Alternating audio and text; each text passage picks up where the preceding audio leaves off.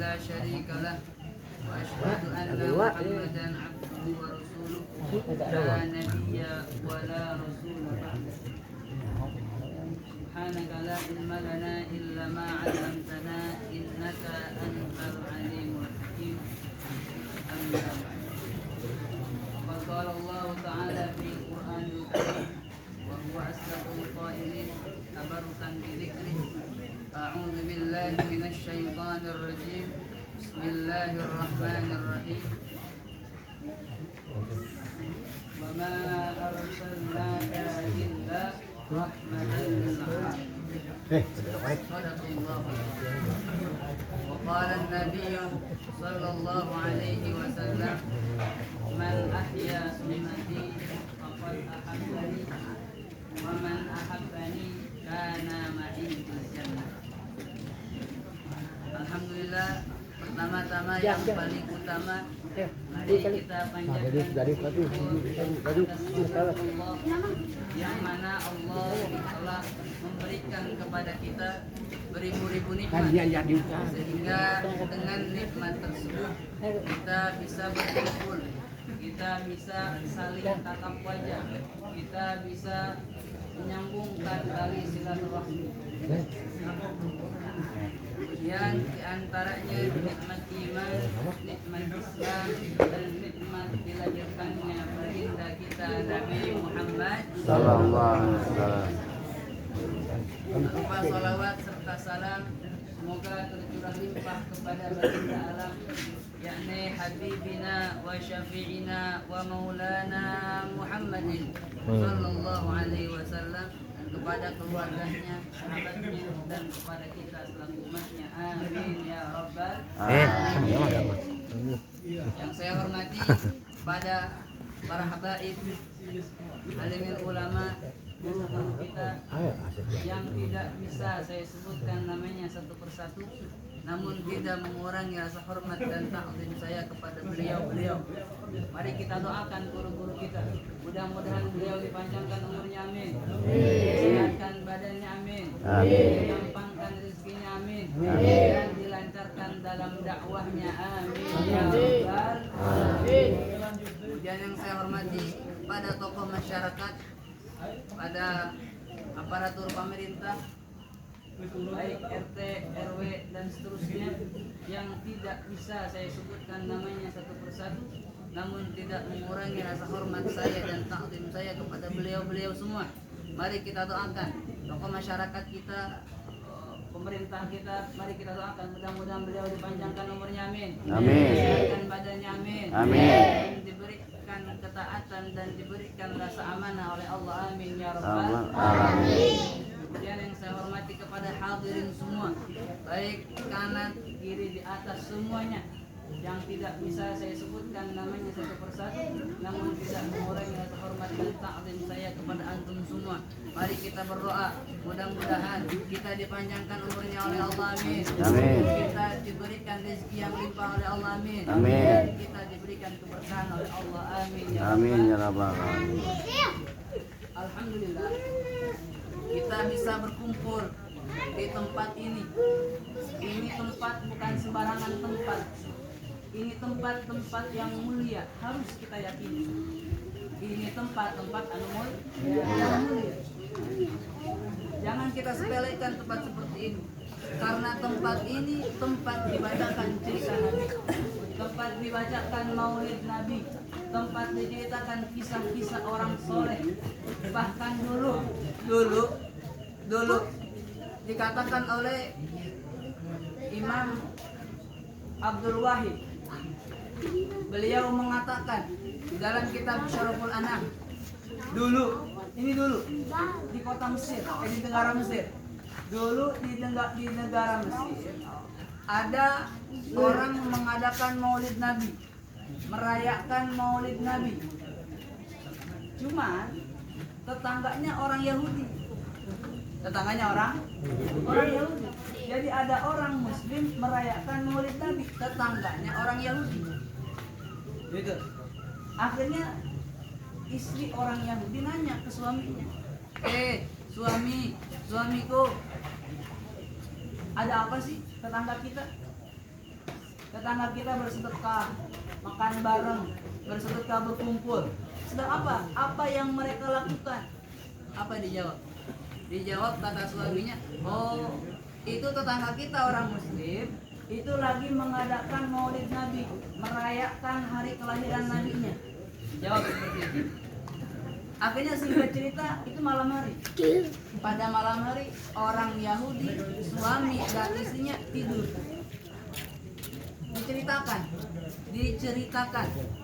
Itu istrinya mimpi. Istrinya apa? Mimpi. Istrinya mimpi. Di dalam mimpi tersebut melihat seorang laki-laki, tampan wajahnya, beradab, akhlak mulia, mempunyai haibah. Datang laki-laki di dalam mimpinya. Laki-laki tersebut lagi jalan kemana? Jalan ke rumah orang yang mengadakan maulid Nabi. Masuk ke rumah, orangnya tampan, bercahaya, kemudian akhlaknya mulia, senyum, jalan masuk ke rumah orang yang mengadakan maulid Nabi bersama rombongannya, banyak kan. Akhirnya ini istri orang Yahudi dalam mimpinya narik satu orang, nanya, Mang, itu siapa sih? Orang yang gagah, yang tampan, itu siapa sih? Akhirnya dijawab, oh itu yang tampan, itu yang gagah berani, itu yang berakhlak mulia, itu mah Rasul, itu Rasulullah, itu Nabi Muhammad. Mau ngapain dia ke situ? Dia masuk ke rumah orang tersebut, dia mau mengucapin salam, mau berkunjung ke rumahnya karena sudah bahagia atas kelahiran Nabi Muhammad. Masuk. Akhirnya si orang yang nanya, boleh nggak? Kalau saya ngajakin ngomong, kira-kira Muhammad menjawab? Nanya seperti itu. Akhirnya jawab, silakan, coba silakan. Akhirnya Nabi Muhammad dipanggil sama orang Yahudi. Siapa? Dipanggil sama orang Yahudi. Ya Muhammad, kata orang Yahudi. Nabi Muhammad, yang jadi pusat perhatian. Apa jawabnya? Akhirnya Nabi dijawab, labbaiki, ya ada apa? Dijawab sama Nabi. Ini akhlak Nabi Muhammad SAW. Orang Yahudi manggil dia apa? Dijawab. Kita kan enggak. Kalau kita enggak, nunanya na musuh nggak jawab mah. Nggak jawab, kurang mah. Ada Nabi mah enggak. Akhlaknya mulia. Orang Yahudi manggil ke Nabi dijawab. Yang paling penting dijawabnya menggunakan bahasa sopan. Labbaiki itu kalimat talbiyah. Namun orang haji kan labbaik Allahumma labbaik, gitu kan? Itu menerima panggilan Allah. Ini labbaiki, amun curang mah sumuhun aya naon? Ada apa? Dijawab sama Nabi seperti itu. Akhirnya ini orang istri Yahudi ini kaget. Kok Nabi ngejawab dengan jawabannya apa? Yang sopan. Akhirnya bertanya, Nabi Muhammad, Muhammad, kenapa engkau kok jawab panggilanku dengan panggilan yang mulia, dengan jawaban yang sopan? Padahal aku ini apa? Aku ini orang Yahudi, enggak beriman kepada engkau. Bahkan aku ini adalah musuh kamu, wahai Muhammad. Kenapa engkau kok jawab? Akhirnya kata Nabi Muhammad, ini akhlak Nabi. Tidaklah aku menjawab, wallahi demi Allah, tidaklah aku menjawab panggilanmu kecuali aku tahu bahwa dalam hatimu ada hidayah dari Allah. Akhirnya itu orang Yahudi, istri orang Yahudi takjub kaget, heran, kagum kepada Nabi. Akhirnya dia katakan apa? Dia katakan, engkau adalah Nabiyyun Karim. Muhammad, kamu adalah Nabi yang mulia. Kamu adalah orang yang memiliki budi pekerti yang mulia. Asyhadu an la ilaha illallah wa annaka Muhammadan Rasulullah. Aku bersaksi tiada Tuhan selain Allah dan kamu adalah keputusan Allah. Akhirnya orang Yahudi masuk Islam dalam orang Yahudi masuk Islam dalam pas subuh itu orang Yahudi ngadain maulid karena sudah masuk Islam di dalam itu ngadakan maulid, bersedekah, apa yang dia miliki diberikan kepada orang lain. Pas berbarengan sama ternyata suaminya juga Pak nyiapin jamuan-jamuan, disuruh makan, disuruh ini. Akhirnya ini si istri kaget, lah kok suami saya aneh bersedekah nyiapin makanan buat orang lain. Ditanya, suamiku ada apa gerangan, kenapa engkau? Akhirnya aku melakukan, dia jawab, aku melakukan seperti ini karena aku bersyukur atas masuknya Islam kamu. Intinya apa? Itu orang Yahudi dua-duanya masuk Islam dalam ini. Yang jadi pusat perhatian, yang ngadain maulid siapa? Orang Islam. Keberkahannya sampai nggak ke tetangga? Sampai. Yang ngadain maulid orang Islam, tapi keberkahannya sampai ke orang Yahudi. Apalagi kita beriman kepada Nabi, kita orang Islam, kita orang mukmin, kita meyakini Nabi adalah Nabi yang paling mulia. Kita ngadain maulid di sini, mudah-mudahan kita ngadain maulid di kampung ini, mudah-mudahan kampung ini menjadi kampung yang berkah, amin. Kampung ini menjadi kampung di mana turunnya rahmat Allah, amin. Dan ahli qaryahnya, masyarakatnya menjadi masyarakat yang selalu taat kepada Allah, amin ya rabbal alamin. Yang kedua, kenapa bisa seperti itu? Kenapa kok orang Yahudi kebagian berkahnya? Kenapa? Kok bisa seperti itu? Jawabannya satu, karena yang dimuliakan itu bukan sembarangan orang biasa. Basyarun laisa kal basyari, manusia tapi bukan manusia biasa.